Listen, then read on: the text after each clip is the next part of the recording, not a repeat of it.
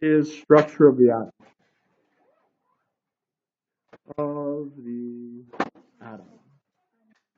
All right. So starting in the 1800s, what was our first understanding of what the atom looked like? Yeah, it was a ball, a solid sphere. Who gave us that understanding?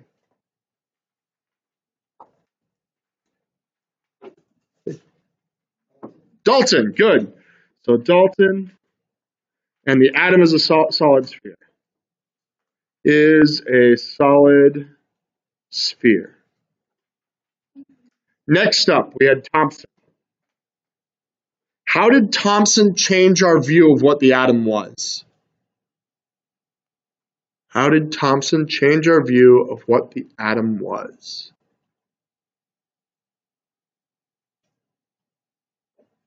Go ahead, Hassan. Yes, he did. He discovered there were smaller parts. Specifically, he found that there were charged parts. So, atom is made of charged particles. What was the name of the model he said that the atom looked like? Plum pudding. Good.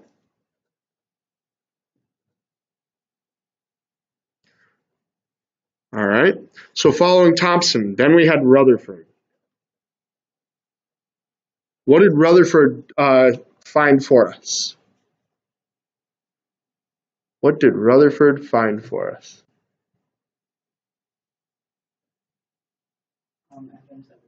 Atoms have a nucleus. Atoms have a nucleus, and it's positive. All right. Those were the three big ones that we talked about in your research before. The next one that we're adding in here is really where you guys started to have to do the research on your own, and that is Bohr. Bohr's kind of the big one for us because he starts to tell us not just how the atom is structured, but he includes all the pieces, and he starts to tell us, based on his model, how atoms react. Dalton, Thomson, Rutherford, none of them were able to tell us anything about how atoms would make molecules or why they would make molecules. That's all Bohr. So to begin, Bohr models of the atom look a lot like this. Where have you guys seen this picture before? Jimmy Neutron. Oh, good. You got it right out of the gates. Where else? Where have you seen this before?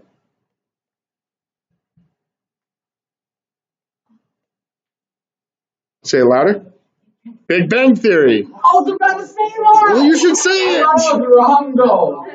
Anybody else?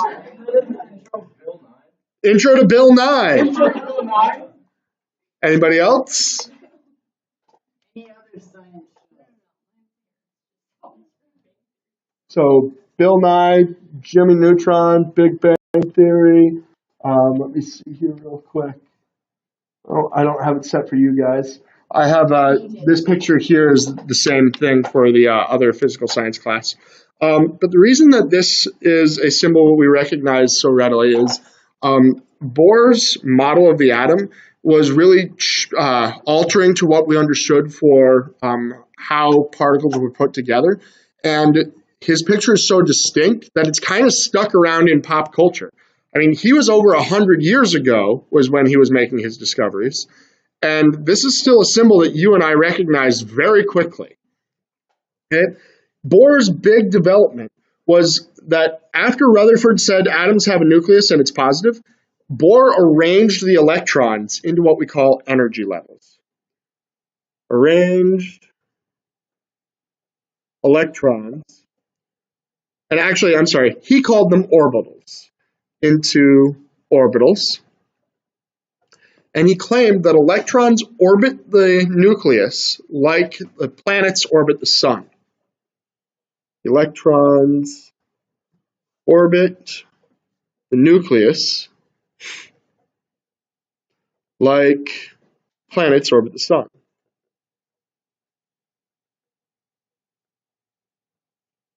Now, some of you indicated that the electrons are broken into circles outside the nucleus. And that's how Bohr drew it.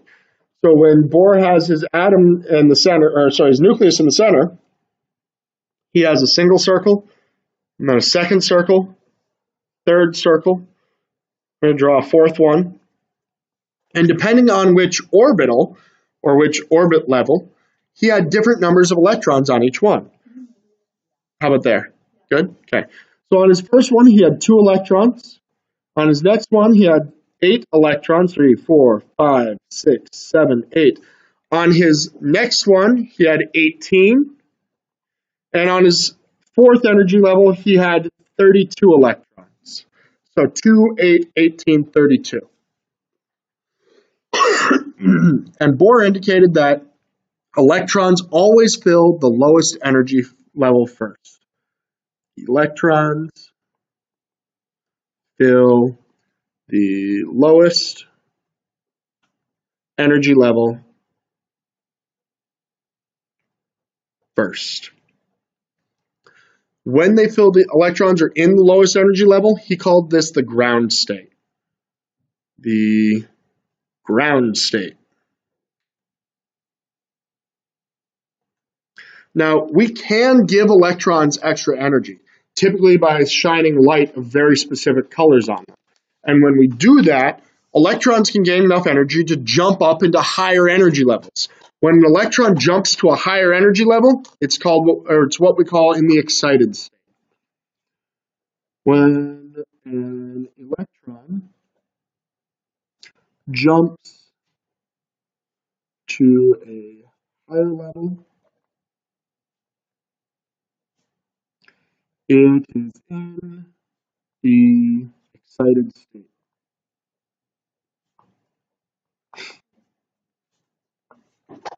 Okay.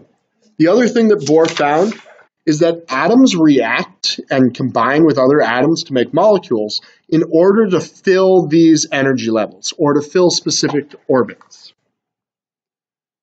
Atoms form molecules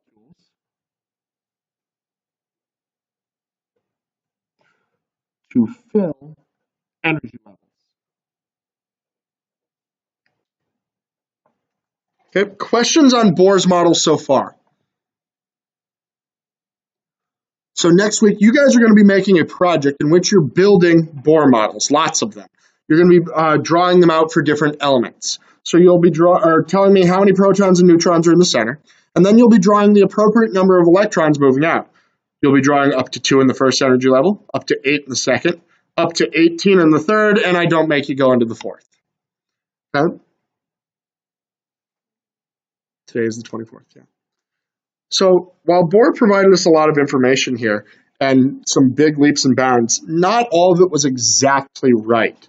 First of all, electrons don't actually orbit like planets orbit the sun.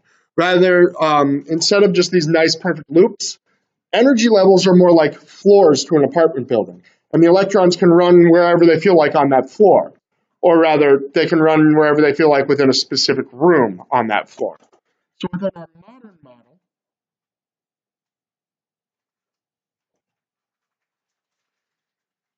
Bohr's orbitals, or orbits, are now what we call energy levels, and individual energy levels are broken down into orbitals.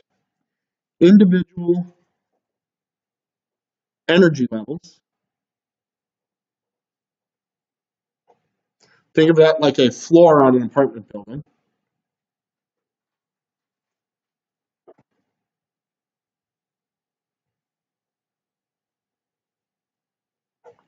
are broken into rooms, or orbitals. Broken into orbitals. Rooms. So we are using some of the same terms here because a lot of what we did was we kept reusing Bohr's words because he was so close to right anyway that we just kind of wanted to give him a little bit of props for that. So when Bohr called these orbits, we now call small zones within an entire energy level orbitals. Okay? So in the first energy level, or on the first floor of our apartment building, we can fit a total of 2 electrons. And on the first energy level, there's what we call one s orbital.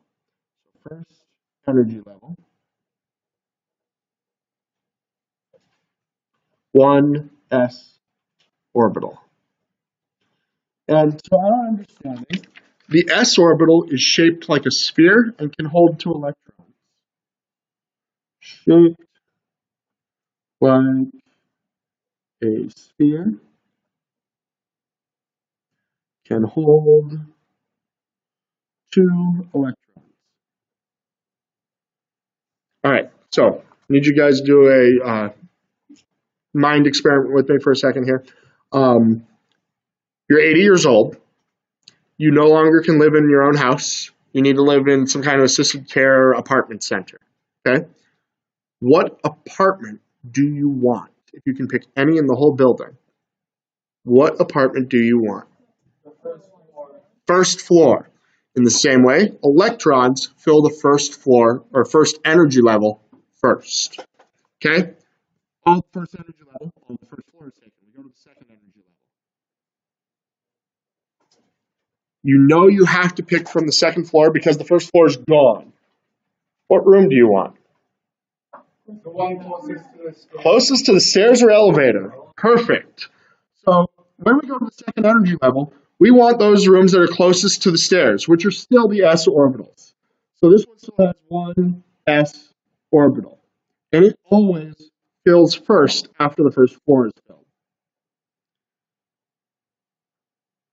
Fills first of second energy level.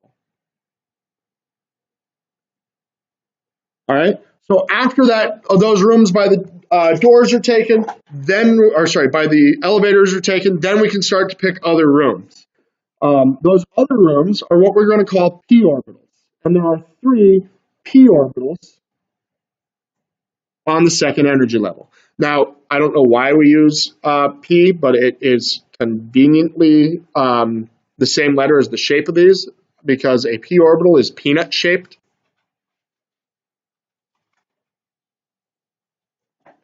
And a p orbital, just like a peanut can hold 2 of the actual nuts, there are 2 electrons in a p orbital. Holds 2 electrons. All right, so first floor, completely taken. Second floor, completely taken. Third floor, or third energy level. What are your ideal rooms? Closest to the stairs or elevator, still. So we still have one s orbital. And it always fills first. After that, there are the 3 p orbitals. Those are the peanut-shaped ones that hold 2 electrons. And then there's a new kind of room on the third floor. The third floor starts to include d orbitals, and there are 5 of them. Each of the 5 d orbitals hold 2 electrons.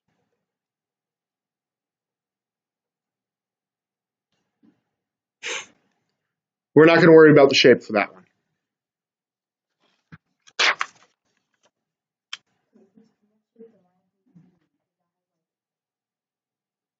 Because the letter P and peanut are conveniently the same. Our fourth floor, or fourth energy level. Anybody want to take a guess? What am I going to write? Okay. Then? Okay. Then? Then? She's right. 7 what? How'd you guess F? It's right. So 7 f orbitals. And again, f orbitals hold 2 electrons each.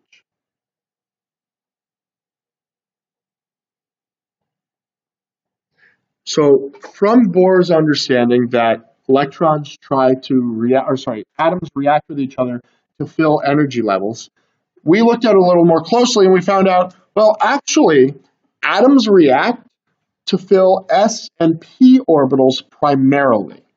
Yes, they will also react to fill d's and f's, But the s and the p orbitals, the ones closest to the elevators, are the most important. And so atoms react and form molecules to fill those types. Atoms react to fill s and p orbitals.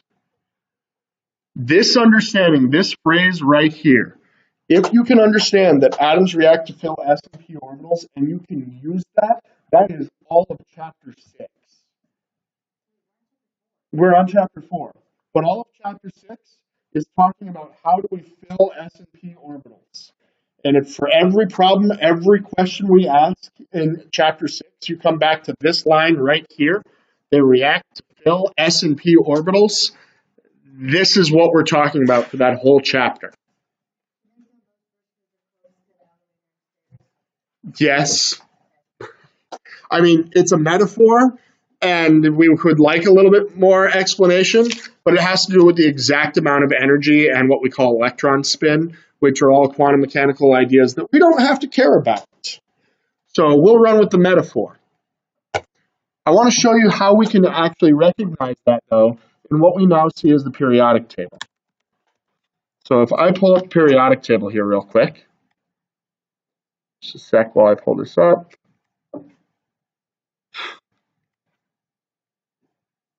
This will do. All right. So let's say I move helium over here. How many electrons can you fit in all the s orbitals on one energy level? How many electrons can you fit in all the s orbitals on one energy level? 2. Notice this is 2 atoms wide. This is 2 atoms wide because each of these is filling the s orbital of that energy level. First energy level, s orbital. Second energy level, s orbital. Third energy level, s orbital. Do you get the idea here? Okay. Next up, s orbitals are filled for our first energy level. S orbitals are filled for our second energy level. Actually, we read across. S orbitals 1, 2. Second energy level, s orbitals. What's the next kind of orbital on the second energy level?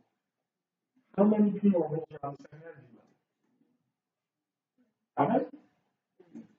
Good. How many electrons does each one of those hold? So how many total electrons? 2 times 3 is 6. Because we have 3 p orbitals, each one holding 2 electrons for a total of 6. 1, 2, 3, 4, 5, 6. These atoms are all trying to fill their p orbitals. These ones all filled their s orbitals. These ones all filled their p orbitals. Okay, let's go down to the third energy level. What's the next kind of orbital? D. How many d orbitals are there on the third energy level? There are 5 d orbitals. How many does each d orbital hold? For a total of 1, 2, 3, 4, 5, 6, 7, 8, 9, 10.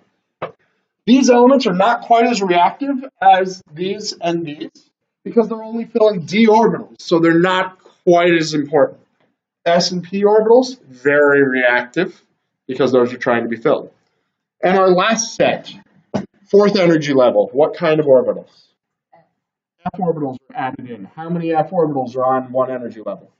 7. 7, each holding 2 electrons, gives us a total of how many electrons? Anybody want to take a guess how long this is? 1, 2, 3, 4, 5, 6, 7, 8, 9, 10, 11, 12, 13, 14. So we actually took the understanding that Bohr gave us, mixed in with a little bit of our understanding now of how orbitals work to construct the periodic table. So when we look at these, they're actually arranged by what energy levels and what orbitals are we trying to fill. These are your elevator rooms, your s orbitals.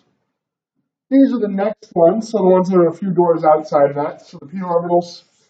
And then D and F orbitals are so far from the elevator doors that we actually get people going up to the next floor before they try to fill these. These are very low reactivity. Okay, so I'm just going to go ahead and take a look at our notes here for a second. And I'm going to draw in a line. I'm going to draw in a line right about here. Okay.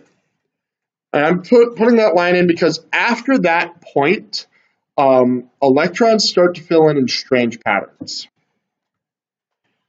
Electrons fill in strange patterns.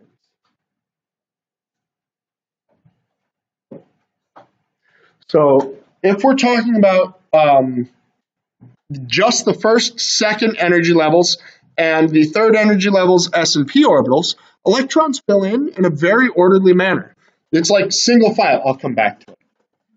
Electrons fill in first in the S orbitals, then they fill in here, then they fill in here, then they fill in S, then they fill in P, then they fill in S, and we're going to stop because then they're doing some weird things. Okay? Because this is the fourth row, right? What energy level did we say had a d orbital? A d orbital? Third. Should be a 3. So the third energy level is the first one with a d orbital, but it fills in a weird spot. This is in the fourth row of the periodic table, so that's strange. So we're not going to worry about those. So on our notes, we want to understand that in the first energy level, the second energy level, and the first part of the third, they fill in nicely and in order. And after that spot, electrons fill in strange patterns. Okay? All right. Questions about Bohr, energy levels, orbitals? Not at the moment. All right. Let me make sure I'm writing everything down that I'm supposed to. All right, so then the next part. You guys started to work with this when you worked with the PhET sim. I've got a few terms here that we're going to write down. Atomic number.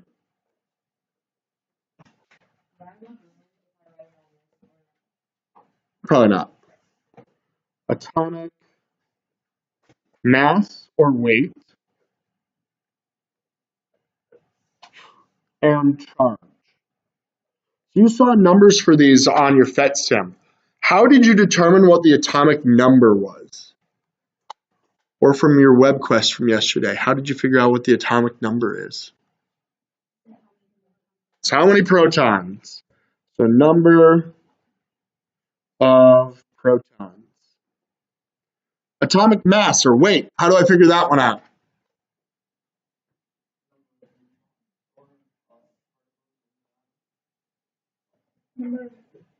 You're partly right. Nope. So atomic weight, what are the two particles of an atom that are heavier? Say louder. Protons and neutrons. So atomic mass is protons plus neutrons.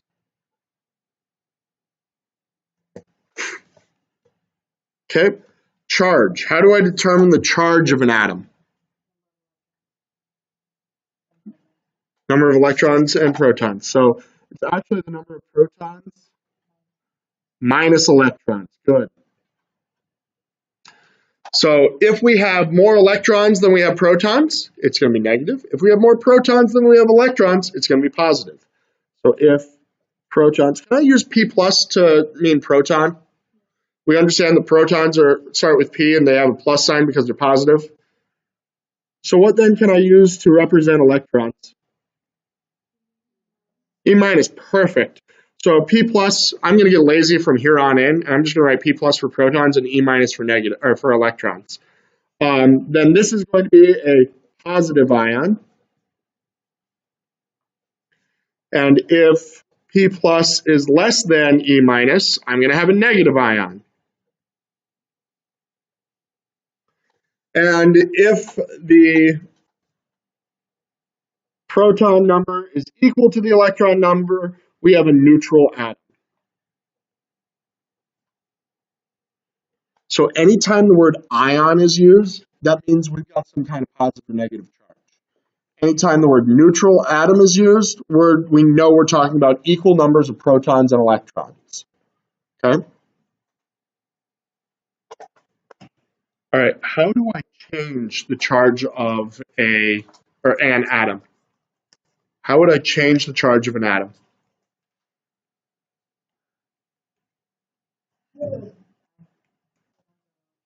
So the initial answer is add protons or electrons, because that's what we saw on the Bohr model. On the build an atom thing. I want to clarify that a little bit. In order to change the charge of an atom, we can only add or take away electrons. To change charge, we can only add or take away. Yep, electrons. So adding or taking away electrons, this is what usually causes chemical reactions. Causes chemical reactions. And I think, Maddie, you just said it? Okay. Maddie just pointed out that if we add or take away protons, we're also changing the atom. And when we change the atom, that's catastrophic. I don't just mean like, oh, we changed the atom, it's big. No, like nuclear explosions and light from the sun, catastrophic. If you are changing the number of protons in an atom, you are undergoing what we call nuclear fission or fusion, which means you're either creating a nuclear bomb or you're creating the sun. Those are the environments where we get to do that. If you are not creating a bomb or creating the sun, you do not get to take away or add protons. Okay? So taking away or adding protons changes the element and causes nuclear reactions.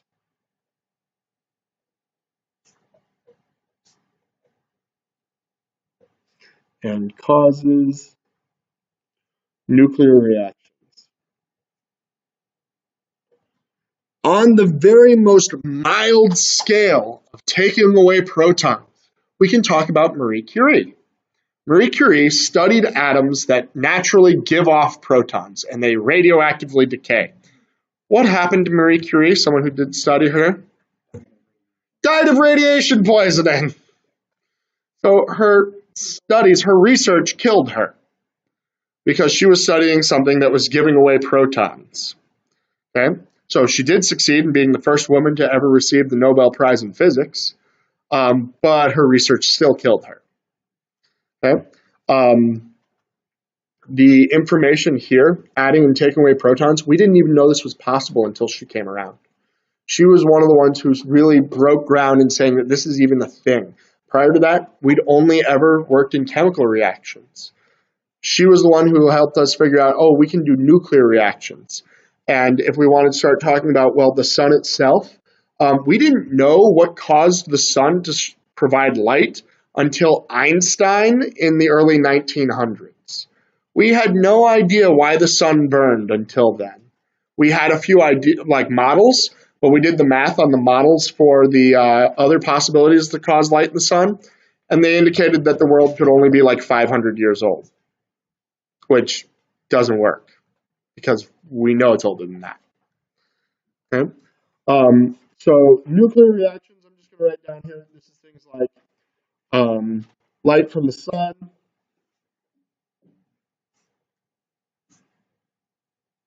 or nuclear bombs.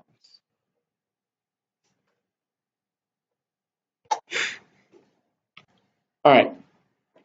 Questions about any of this content from the last section here?